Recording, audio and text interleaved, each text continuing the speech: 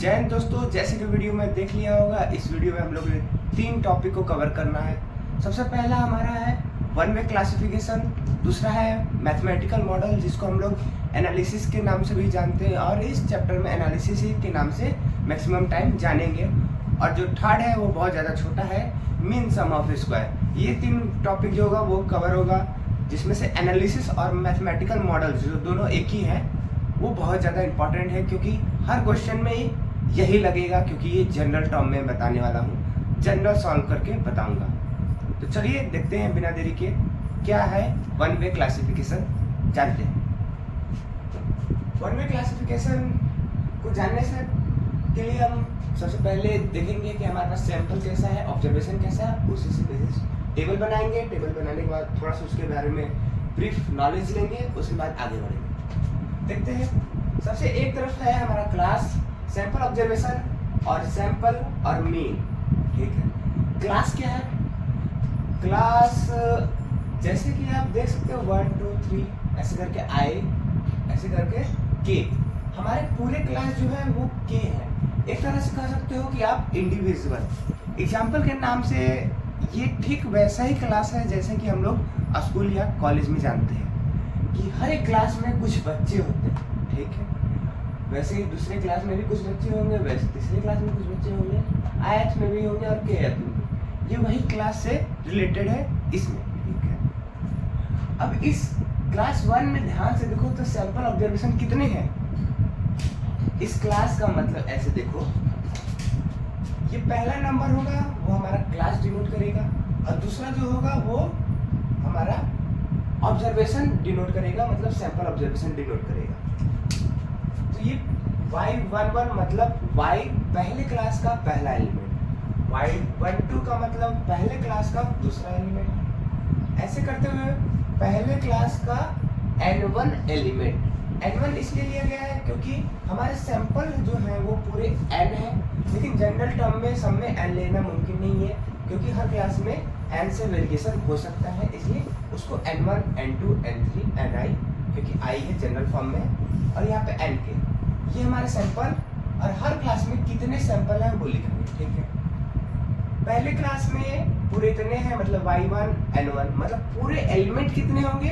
पूरे होंगे n1 element होंगे पहले क्लास में। और ऐसे क्लास कितने हैं? हमारे k है। तो तुम बताओ कि ये पूरा एलिमेंट कितना होगा? एक क्लास k है और हर में n1 है, मतलब जनरल में मान चलो कि n है, तो पूरे हमारे होंगे n मल्टीप्लाई k। ये हमारे पूरे एलिमेंट होंगे, क्योंकि हर क्लास में n एलिमेंट होता है और जो क्लास है वो k है। ठीक है, सैंपल के नाम पे देखो, ये सैंपल ऑब्जर्वेशन था, मतलब ढेर सारे, उसमें से हमको सैंपल लेना है, मतलब उसका टोटल करके लेकर आना है। तो T1 मतलब टोटल ऑफ फर्स्ट क्लास, इसको हम लोग डिनोट करेंगे कैसे? y1 डॉट से। कैसे से? y1 डॉट कुछ नहीं है, यही है total of a first class, और उसका मीन ले लेंगे तो क्या होगा? इसी चीज के ऊपर बस बार लग जाएगा, इसके ऊपर बार लग जाएगा तो हो जाएगा, और ये जो है हमारा फुल मतलब पॉइंट है। क्या हो जाएगा? Mean y1 point. ठीक है, ठीक है। ऐसे सेकेंड क्लास के लिए, ऐसे ith क्लास के लिए, ith क्लास के लिए एक बार बता दूं क्योंकि ये जनरल टर्म है। yi1 मतलब ith क्लास का पहला एलिमेंट, ith क्लास का दूसरा एलिमेंट, ith क्लास का n1 element, ni element sorry. इसका सैंपल जो होगा वो हमारा होगा yi डॉट, जिसको हम लोग टोटल ऑफ ith क्लास कहेंगे। इसी को हम लोग अगर मीन निकालेंगे तो y बार ith डॉट होगा। ठीक है, ऐसे k के लिए ये हमारा सैंपल हो गया। वन वे क्लासिफिकेशन जनरल, अगर ब्रीफ में थोड़ा सा जानो कि वन वे क्लासिफिकेशन क्या होता है। ऐसा क्लासिफिकेशन, ऐसा ऑब्जर्वेशन जो कि पूरा अपने में ही होमोजीनियट हो, मतलब होमोजीनियस हो। ये होमोजीनियस जरूरी नहीं है कि ये पूरा 100% होगा, ये कहीं मुमकिन हो ही नहीं सकता, क्योंकि उसमें कुछ ना कुछ एरर हो, कुछ ना कुछ हेटेरोजीनियस बिल्कुल होगा ही। इसका मतलब कह सकते हो 99%, 99.99%, 100% नहीं होगा। लेकिन सॉल्व करते हैं या हम लोग पढ़ते हैं तो उसको 100% लेकर चलते हैं, क्योंकि हम लोग को सॉल्व करना है। अगर 100% नहीं लेंगे तो सॉल्व नहीं करना है। ठीक है, देखते हैं अब लाइन बाई लाइन है क्या ये। Let an observation yi j, जहाँ पर i1 to k J1 to Ni of the random variable y are grouped into the k class of the size n1 n2 and so on respectively है। मान चलो कि n observation है, कितने observation तुम्हारे पास है, इसी जो हमारा ये बना हुआ टेबल उसी को डिनोट कर रहा है, उसी के बारे में बता रहा है, ठीक है। n ऑब्जर्वेशन मेरे पास है जिसको हम लोग डिनोट कर रहे हैं yi j से। यहाँ पर दो वेरिएबल है क्योंकि हमारा क्लास अलग होगा और सैंपल अलग होगा, दो चीज अलग अलग है, तो दोनों को डिनोट करने के लिए दो सिंबल चाहिए, तो वही है yi और j। i जो होगा वो 1 से लेकर k तक होगा, इसका मतलब ये क्लास है। j जो होगा वो 1 से लेकर ni तक होगा, ni मतलब जनरल टर्म, मतलब ये हमारा सैंपल ऑब्जर्वेशन है, ठीक है। मतलब हमारा i जो होगा वो क्लास के बारे में डिनोट कर रहा होगा और j जो होगा वो हमारा सैंपल ऑब्जर्वेशन के बारे में डिनोट कर रहा होगा। कोई भी रैंडम वेरिएबल जिसका नाम हम y देते हैं, अगर उसको k क्लास में ग्रुप में रख दिया जाए और हर क्लास में n1 नंबर ऑफ ऑब्जर्वेशन हो, दूसरे वाले में n2 हो, ऐसे n3 हो, यही लिखा है, ऐसे करते हुए nk तक ऑब्जर्वेशन हो, ठीक है। तब उसका समेशन जो होगा, ये ni के जो समेशन होगी, पूरे को जब सम करेंगे ऐसे, तो ये पूरी वैल्यू जो होगी वो हमारी कैपिटल N देगी। जो हमारा i है, ये i, उसको 1 से लेकर पूरा k तक जब सम करेंगे इस चीज को, तब हमको देगा वो कैपिटल N। इसका मतलब जो हमारा पूरा ऑब्जर्वेशन है वो कितना है, कैपिटल N है, ठीक है। अब देखते हैं total variation in observation yi can be divided into. जो हमारा yi है, मतलब जो हमारा ऑब्जर्वेशन n है, उसमें जितने भी ऑब्जर्वेशन होंगे, जितने एलिमेंट होंगे, वो वेरी करेंगे ही आपस में। होमोजीनियस है, इसका मतलब एग्जैक्ट नहीं होंगे, उसके जैसे होते हैं। तो yi अगर ऑब्जर्वेशन है तो वो जरूर से बात है कि वो वेरिएशन होगा। तो वेरिएशन करने के लिए देखेंगे कितने वेरिएशन हो रहे हैं। तो यहाँ पर दो तरीके के वेरिएशन हो सकते हैं। पहला वेरिएशन हो सकता है कि हर क्लास के बीच में वेरिएशन हो सकता है, जैसे कि फर्स्ट क्लास और दूसरे क्लास के। ऐसे अप्रोक्स मान लो कि पहले क्लास में अच्छे बच्चे होंगे, दूसरे क्लास में ठीक ठाक, तीसरे में और कोई डिफरेंट बच्चे होंगे। तो हर क्लास में अलग अलग वेरिएशन होगा, ठीक है। IQ लेवल हाई होगा जैसे क्लास बढ़ता जाता है नॉर्मल स्कूल में, ठीक। वेरिएशन सेकंड है variation with in the class, और हर क्लास के अंदर जो हमारे सैंपल ऑब्जर्वेशन है वो भी तो अलग होंगे, क्योंकि सारे बच्चे एक जैसे तो हो नहीं सकते, इसीलिए क्लास के बीच में भी वेरिएशन होगा और क्लास के अंदर भी होगा वेरिएशन। ये हमारे दो पॉइंट है जो हमारे वेरिएशन डिनोट करता है, क्यों वेरिएशन आता है। आगे देखते हैं। Our objective is to examine whether there is a significant difference between the class mean in the view of inherent variability within the separation of classes। ये हम लोग जो वन वे क्लासिफिकेशन कर रहे हैं, इसका ऑब्जेक्टिव है क्या? इसका जो ऑब्जेक्टिव है कि हम लोग को बस देखना है कि उसका सिग्निफिकेंट डिफरेंट है कि नहीं, मतलब कुछ अंतर आता है कि नहीं। किसका किसका अंतर? पहला अंतर है कि क्लास मीन से लेकर और वो अलग अलग क्लासेस के लिए, अलग अलग क्लासेस में अलग अलग मीन होगा, तो उन मीन का डिफरेंस देखेंगे। अगर डिफरेंस कुछ नंबर होगा तो इसका मतलब वो सिग्निफिकेंट है और इसी को हम लोग को एग्जामिन करना है, मतलब पढ़ना है या सॉल्व करके लाना है। Let's consider the effect of k different food on the yield of the milk of n cows of some breed or and stocks। कहता है कि अगर आपके पास n काऊ है, कितने n काऊ है, और उसको k अलग अलग फूड देते हो, मतलब तुम्हारे पास n काऊ है, नंबर ऑफ काऊ n है, और उसको अलग अलग तुम फूड देते हो जिसका नाम हम k रखते हैं। जैसे कि तुम्हारे पास दो ठो काऊ है और दो काऊ को तुम अलग अलग खाना देते हो, जैसे कि कभी उसको फ्रूट देते हो, कभी वेजिटेबल देते हो, कभी उसको उसके खाने वाला मटेरियल देते हो, यही तीनों चीज़ इसको भी देते हो। तो जाहिर सी बात, दो काऊ अलग अलग ब्रीड की होंगी तो दोनों अमाउंट ऑफ मिल्क अलग अलग प्रोड्यूस करेंगी। उसी को यहाँ पर जो दो काऊ थी उसको हम लोग n से डिनोट कर दिए हैं, और जो हम लोग दो तीन जो ट्रीटमेंट कर रहे थे, मतलब उसको खाना दे रहे थे, वो हम k से डिनोट कर दिए हैं। तब divided into the k class of the size respectively. तब हम लोग क्या करेंगे, अगर n काऊ है और k डिफरेंट फूड उसको दिया जा रहा है, तब उसको हम लोग k क्लास में डिनोट k क्लास के साइज में अलग अलग कर देंगे, जिसमें हर एक क्लास में N1 होगा, दूसरे में N2 होगा, ऐसे करते हुए Nk तक एलिमेंट हो गया, मतलब उसमें फूड खिलाए जाएंगे। ये चीज ठीक ऐसे ही है कि क्लास समझो और हर क्लास में N1, N2, N3 उसका फूड समझो। ये हमारे काऊ है और उसको खाना देने का मतलब कितने टाइप का खाना दे रहे हैं वो यहाँ पर लिखा है, ठीक है, उसको ऐसे समझो। The source of variation are, और इसमें वेरिएशन कैसे होंगे, जाहिर सी बात है जब काऊ को हम लोग खाना देंगे तब वो वेरी करेंगे।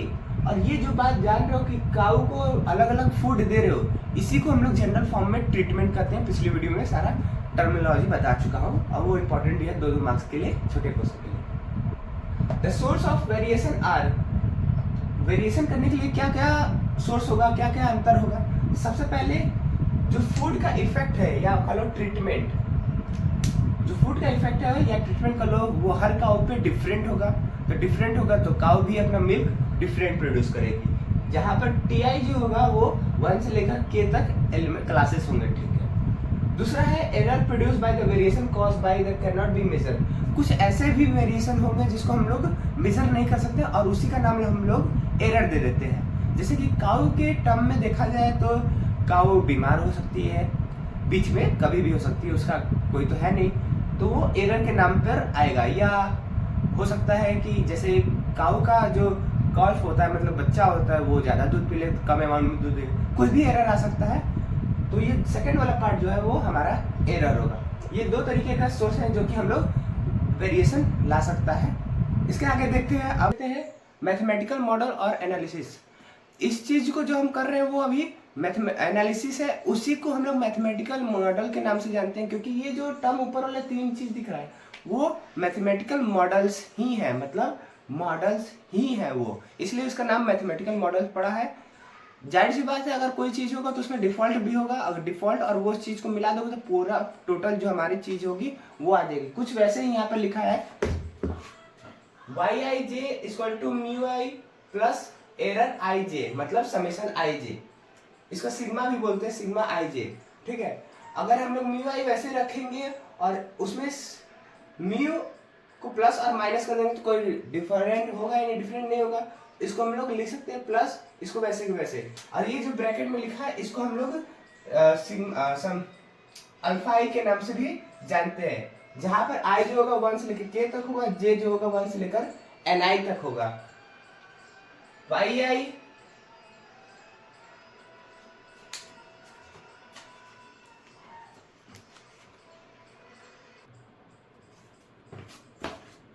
देखते हैं एनालिसिस, इसी को हम लोग एनालिसिस कहते हैं।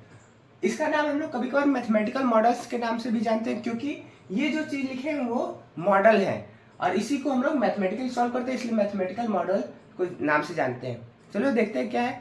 उससे पहले जान जाओ कि अगर कोई चीज है तो उसमें डिफॉल्ट भी होगा, मतलब उसमें थोड़ा सा गलतियां होंगी। तो दोनों सब एक चीज जो समान है उसको और उसमें से जो गलती है निकले उसको जब दोनों को प्लस करोगे तो वो पूरा होल जो हमारा जो समान था वो आ जाएगा। कुछ वैसे ही यहाँ पर भी है Y I J equal to mu I plus sigma I J equal to, इसको हम लोग वैसे रख देते हैं, जो म्यू आई है वो वैसे को वैसे रखा गया है, साथ में म्यू प्लस और माइनस कर सकते हैं क्योंकि इसको कैंसिल करेंगे वापस वही ऊपर वाला इक्वेशन आ जाएगा।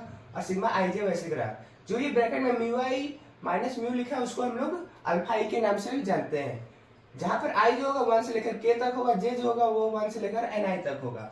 और यहाँ पर जो वाई आई जे लिखा है ये भी स्मॉल ही होगा, उसमें कोई दिक्कत नहीं है। वाई आई जे हुआ उसको हम लोग कहते हैं ईल्ड फ्रॉम जेथ काउ फीड आयत फूड, मतलब जो हमारे जेथ काउ है, जितनी सारी काउ है उसको हम जे नंबर दे दिए हैं और उसको हम लोग आयत फूड खिला रहे हैं। मतलब जैसे कि एग्जांपल में बताया था 2 काउ है और 3 चीज हम लोग खिला रहे हैं, तो वैसे ही जे काउ है उसको हम लोग आई चीज खिला रहे हैं, मतलब आई डिफरेंट चीजें खिला रहे हैं। म्यू जो है जनरल मीन इफेक्ट है, मतलब म्यू को हम लोग मीन से भी नाम से जानते हैं, जिसका फॉर्मूला हम लोग जानते हैं। मीन का क्या होता है, समेशन i1 गोज टू के एन आई म्यू आई अपॉन स्मॉल कैपिटल एन, ये म्यू का फॉर्मूला है, ये हम लोग पहले से जानते हैं। सॉरी, वेयर जहां पर ये म्यू आई जो है यहाँ पर लिखे थे म्यू आई, वो क्या है, फिक्स इफेक्ट है ड्यू टू आयत फूड, ये फिक्स इफेक्ट है। जैसे कि म्यू का क्या था, मीन इफेक्ट, वैसे म्यू आई का होगा फिक्स इफेक्ट, लेकिन आयत, जो आई लिखा है आयत फुट की वजह से, वही अल्फा आई जो होगा इफेक्ट ऑफ आयत फुट होगा, कि उसके ऊपर क्या इफेक्ट पड़ा। ठीक है, mu I alpha I equal to mu I minus mu, ये फॉर्मूला होता है, क्योंकि हम लोग मालूम है कि म्यू आई माइनस म्यू जो होगा वही हमारा अल्फा आई होगा, तो उसको हम लोग अलग इक्वेशन में लिख दिए। ठीक है, द आयत फूड, अगर कोई भी आयत फूड है वो बढ़ेगा या कम होगा, तब हमारी यील्ड क्या होगी, उस पे मतलब जो हमारे यील्ड है, मतलब प्रोडक्शन है जो आएगा, मिल्क आएगा, उस पे क्या होगा, by an amount alpha I we have, तब एक अमाउंट निकलेगा जिसका नाम अल्फा आई बोल सकते हैं, कि बढ़ेगा या घटेगा, जिसको हम लोग लिख सकते हैं समेशन एन आई अल्फा आई, जिसको हम लोग अल्फा आई को हम लोग लिख सकते हैं म्यू आई माइनस म्यू, यहाँ सर ये यहां से भी कर सकते हो। ठीक है, लिख दो फ्रॉम इक्वेशन 3। जब इसको हम लोग ब्रैकेट ओपन करेंगे तो ये इधर मल्टीप्लाई होगा, इधर भी मल्टीप्लाई होगा, तो एन आई म्यू आई आएगा और एन आई म्यू आएगा। हम लोग को मालूम है कि जो समेशन आई एन आई जो होता है वो म्यू आई जो होता है वो उसको हम लोग कैपिटल एन के नाम से भी जानते हैं, और ये जो हमारा इफेक्ट होगा वो जनरल जो होगा, अगर ये आई खत्म हो गया, समेशन यूज करके आई खत्म कर दिए, तो ये जो म्यू आई है वो जनरल इफेक्ट बन जाएगा, मतलब हमारा फिक्स इफेक्ट, ये वाला इफेक्ट बन जाएगा फिक्स इफेक्ट ड्यू टू आयत फूड जो था वो अब कन्वर्ट हो जाएगा हमारा नॉर्मल वाला जनरल मीन इफेक्ट में, तो उसको एन म्यू कर देंगे, और इसको भी हम लोग इस वाले टर्म को जानते हैं कि ये एन हो जाएगा, म्यू बाहर निकल जाएगा तो एन म्यू हो जाएगा। कुछ ये वाला कुछ ऐसे हुआ है, जब म्यू बाहर निकल जाएगा क्योंकि वो कांस्टेंट है, क्योंकि उसमें आई लगा ही नहीं है, और इसका नाम हम लोग जानते हैं कि ये जब समेशन करेंगे तो ये कैपिटल एन बन जाएगा, तो म्यू कैपिटल एन, जो कि दोनों का हम लोग मल्टीप्लाई कर माइनस करेंगे तो समेशन जो आंसर आएगा वो 0 आएगा। इस वाले इक्वेशन को ध्यान रखना, क्योंकि अभी आगे यूज होगा, ये जो 3-4 इक्वेशन है उसमें से कुछ इक्वेशन जो है आगे यूज होगा, देखते हैं आगे क्या है।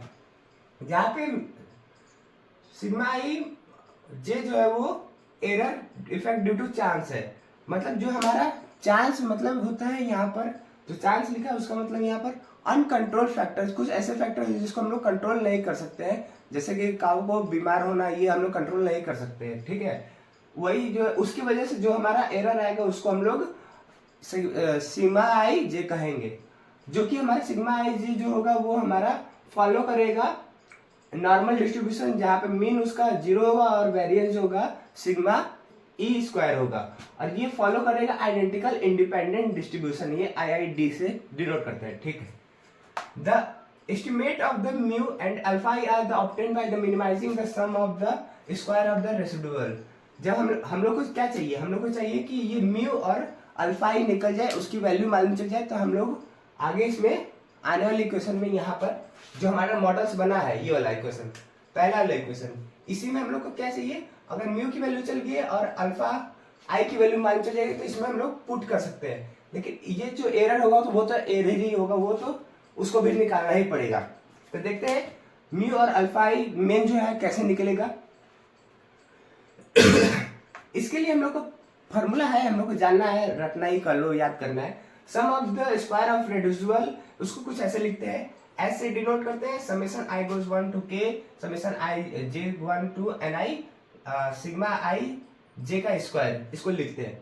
हमको मालूम है कि सिग्मा आई जे की वैल्यू यहाँ से निकाल सकते हैं, कहाँ से, यहाँ से वाई आई जे, ये उधर चले जाएगा, ये भी उधर चले जाएगा, तो माइनस में आ जाएगा, Y I J minus mu minus alpha I, square लगाया तो स्क्वायर लग जाएगा। ठीक है, यहाँ से वैल्यू निकली है, फ्रॉम इक्वेशन का दो 1 से, दोनों तरफ डिफरेंशियल करो। यह असलियत में क्या कर रही है, अभी हम लोग एस्टिमेट कर रहे हैं। एस्टिमेट में क्या होता है कि हम लोग जिसकी वैल्यू चाहिए होता है उसको उसके टर्म पे, उसके बेसिस पर हम लोग उसको एस्टिमेट करते हैं। एस्टिमेट करने के लिए क्या होता है प्रोसेस ये है कि पहले उसको आप एस्टिमेट करने के लिए उसके रिस्पेक्ट में पार्शियल डिफरेंशिएट करो, फिर उसको 0 के इक्वल कर दो तो वह वैल्यू दे देता है।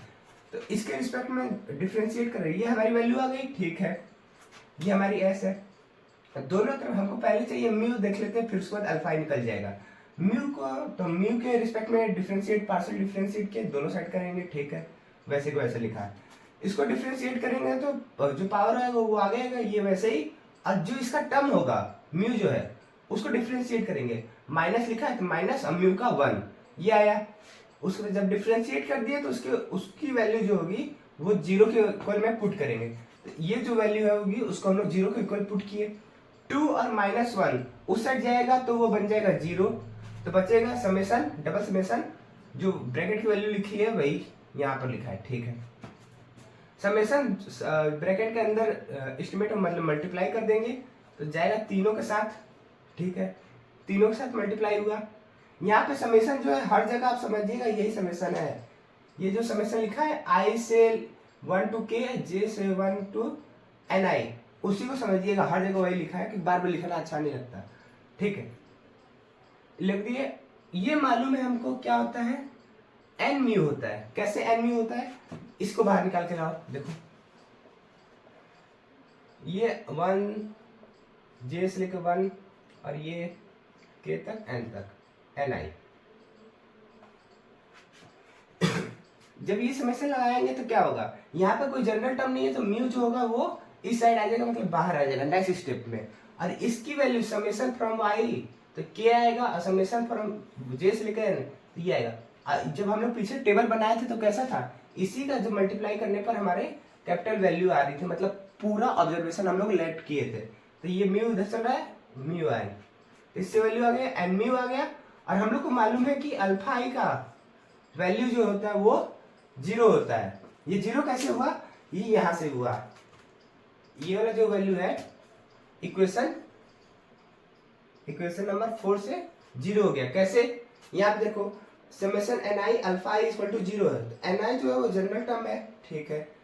अल्फा आई 0 के बराबर होगा। जब इसको हम देखेंगे यहाँ तक 0 के बराबर होगा, और इसकी वैल्यू जब आई वाली की वैल्यू देखा जाए, ये i है ये j है, तो इसको आगे पीछे भी लिख सकते हैं, तो इसको j बना दिए, इसको i बना दिए। इसकी वैल्यू मालूम है 0 है, और इसकी वैल्यू मालूम आएगा, यहाँ पर k है तो k आएगा, k मल्टीप्लाई 0 कितना आएगा, 0 आएगा। इसको वैल्यू आ गई, इस चीज को इक्वल टू के उधर भेजेंगे तो ये आएगा। अब यहाँ से हम लोग को म्यू की वैल्यू निकालनी थी, तो n को इधर भेज दिए तो आ गया म्यू की वैल्यू, जिसको हम लोग y बार डबल डॉट से डिनोट करते हैं।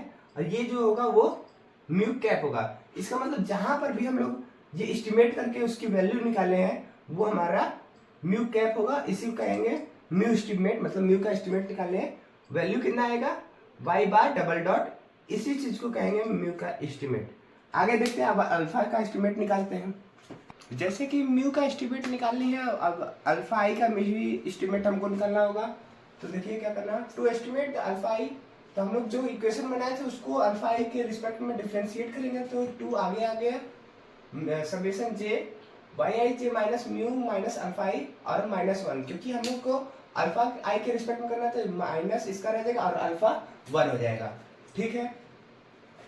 फिर क्या करते थे, ds अल्फा 1 को अल्फा आई इक्वल टू 0 की वैल्यू को पुट करेंगे। तो 0 पुट किए तो -1 भी उधर गया और 2 भी उधर चला गया, तो बचा इतना टर्म जो कि यहाँ पर लिखा हुआ है, ठीक। अब क्या किए कि जो म्यू है वो समेसन जो है वो तीनों में मल्टीप्लाई हो गया, तीनों मल्टीप्लाई हुआ। उसके बाद जो हमारा अल्फा आई के साथ था वो उस साइड जाएगा। अब मालूम है कि हम लोग को एस्टिमेट निकालना है अल्फा आई को, तो वो अल्फा आई कैप बन जाएगा। इसकी वैल्यू हम लोग को मालूम है क्या होती है, वाई आई डॉट, और इसकी वैल्यू होगी वाई बार डबल डॉट, जो कि हम लोग पिछले अभी स्लाइड में देख चुके हैं। उसके बाद हम लोग को ये मॉडल्स मालूम है, ये कहाँ से आया, स्टार्टिंग वीडियो में जो था पहला इक्वेशन मॉडल्स, वही है हमारा मॉडल्स, उसी को लिख दी गया है। तो हम लोग को मालूम है कि म्यू की वैल्यू हम लोग निकाले हैं, अल्फा कैप की वैल्यू निकाले हैं, और इसकी वैल्यू बचा हुआ है एरर का। तो हम लोग को ठीक उसके बाद वाली लाइन में एरर की वैल्यू ऐसे मालूम चली थी, तो यहाँ से हम लोग कह सकते हैं कि समेसन आई जे, इसकी वैल्यू निकालने के लिए यहाँ पुट करना है, तो हम समेसन आई जे की वैल्यू निकाल लेंगे। तो म्यू आई की वैल्यू हम लोग मालूम है वाई आई डॉट, तो इसको ऐसे लिख देंगे Y I dot plus summation I J, ये साइड जाएगा तो माइनस बन जाएगा, तो इसकी वैल्यू हमको मिल जाएगा। तो ये चीज यहाँ लिखा है, ठीक है, इसकी वैल्यू यहाँ पे लिखा है। और अल्फा आई कैप का अभी वैल्यू निकाले हैं, और पिछले स्लाइड में म्यू कैप की वैल्यू निकाले थे, जो कि ये है और ये है ऐसे, ठीक है। चाहोगे तो अभी कैंसिल हो जाएगा, लेकिन कैंसिल नहीं करना है, हमको मालूम है कि ये इक्वल है, जाहिर सी बात है इस साइड की वैल्यू और इस साइड की वैल्यू इक्वल होगी, तो कैंसिल करके कोई फायदा नहीं होगा, हमारी वैल्यू नहीं आएगी। तो क्या करेंगे, ये जो अकेला है इसको इधर लाएंगे और इधर ला दिए, एक इक्वेशन बना, ठीक है। उसके बाद दोनों साइड हम लोग स्क्वायर कर देंगे। क्या कर देंगे, दोनों साइड स्क्वायर कर देंगे। यहाँ पर स्क्वायर किए और ये पूरे का स्क्वायर कर दिए, ठीक है। स्क्वायर करने के बाद दोनों साइड समेशन ले लेंगे। समेशन इसलिए लेंगे क्योंकि यहाँ पर आई जे है वो वेरिएबल कर रहा है, तो समेशन लेना पड़ेगा, इसलिए दोनों साइड समेशन ले लिए।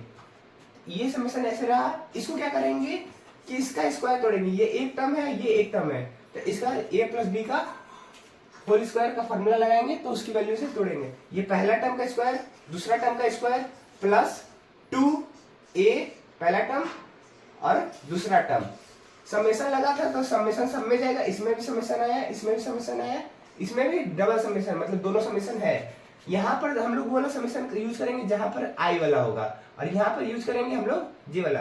अगर ऐसे समेशन कोई चीज में लिखा है तो इसकी हम मान चलो कि ये आई लिखा है, इधर आई है और इधर जे है, तो हम क्या कर सकते हैं, इसको ऐसे भी लिख सकते हैं, उसमें कोई दिक्कत नहीं होना चाहिए। और इसका सॉल्व कर लेंगे और ये वैल्यू जैसे आएगी के तक होगा तो के मल्टीप्लाई जो वैल्यू मान लो म्यू आ रहा है तो म्यू चला जाएगा, ठीक है। ठीक वैसे ही हम लोग को मालूम है कि ये वाली वैल्यू जो होगी वो हो जाएगी 0। क्यों 0 हो जाएगी, क्योंकि हम लोग मालूम है sum of deviation from the mean. क्या चीज, sum of deviation from mean is always 0। वो 0 के बराबर होता है। ये हम लोग प्रॉपर्टी में पढ़े, मीन की प्रॉपर्टी में पढ़े थे, फर्स्ट सेमेस्टर में याद करें, या थर्ड सेमेस्टर में भी हम लोग ये वाला प्रॉपर्टी पढ़े थे। ये जो वैल्यू आई उसको हम लोग TSS से डिनोट करते हैं, और ये जो वैल्यू आई उसको हम लोग SST से डिनोट करते हैं, और इसको हम लोग SSE से डिनोट करते हैं। TSS की वैल्यू मतलब क्या है, ये चीज total sum of square. TSS small t की value sum of the square due to treatment है, और SSE की वैल्यू जो है sum of square due to error है। ये हमारा जनरल टर्म हो गया, ठीक है। हम लोग शॉर्ट फॉर्म में लिख सकते हैं S2 S स्क्वायर ST का स्क्वायर STR का स्क्वायर प्लस SC का स्क्वायर। ये जो होगा वो टोटल होगा, वो ट्रीटमेंट है, और ये हमारा एरर है। डिग्री ऑफ फ्रीडम जो होगा इसके लिए क्या होता है n-1। अब डिग्री ऑफ फ्रीडम क्या होता है, डिग्री ऑफ फ्रीडम जनरल में जानो कि जितना भी तुमको कंडीशन लगाया जाएगा उतना ही डिग्री ऑफ फ्रीडम तुम्हारा कम होगा। जैसे कि इस समय हो तो तुम अपने घर में बताना पड़ता है कि हाँ यहाँ गए हैं, क्लास चल रहा है, कितना टाइम है, फिर टाइम पर आना पड़ता है। लेकिन कुछ समय होगा कि ऐसा होगा कि आपको नौकरी लग जाएगा, फिर उतना कोई पूछेगा नहीं कि कितना टाइम होगा, क्यों नहीं आया, ऐसा कुछ। तो डिग्री ऑफ फ्रीडम जितना आपका कंडीशन लगेगा उतना ही वो कम होते जाता है। तो यहाँ डिग्री ऑफ फ्रीडम क्या है n-1, जिसको हम लोग कुछ ऐसे लिख सकते हैं। n-1 यहाँ पे दिख रहा है, तो k प्लस कर दो और k माइनस कर दो, कोई इफेक्ट नहीं पड़ेगा। ये जो वैल्यू है वही हमारा ये होगी, और ये होगा, मतलब ट्रीटमेंट के लिए ये हमारा डिग्री ऑफ फ्रीडम होगा, और एरर के लिए ये हम लोग का डिग्री ऑफ फ्रीडम होगा। तो डिग्री ऑफ फ्रीडम TSS मतलब टोटल, इसके लिए टोटल सम ऑफ स्क्वायर क्या होता है n-1, जो कि हम लोग का वैल्यू 1 कम होता है। पूरा हमारा था n, उसमें से 1 कंडीशन लग गया, इसलिए डिग्री ऑफ फ्रीडम 1 कम हो गया।